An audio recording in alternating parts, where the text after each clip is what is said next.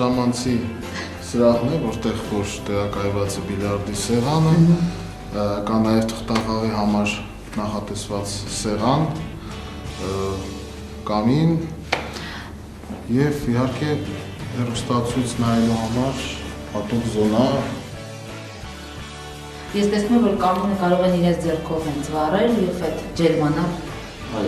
Այստեղ փայտը նաև դեկորատիվ նյութ է կրում,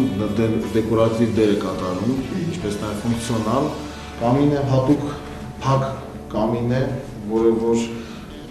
և պաշտպանում է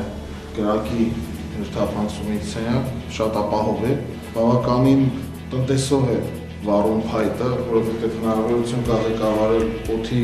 մուտքը դեպի ներս։ Չնայած այդ փակ տարածքին բավականին ջերմություն է ապահովում, այստեղ կանգնած ես արդեն զգում եմ։ Ջերմությամբ նա շատ բարձր էֆեկտիվություն ունի։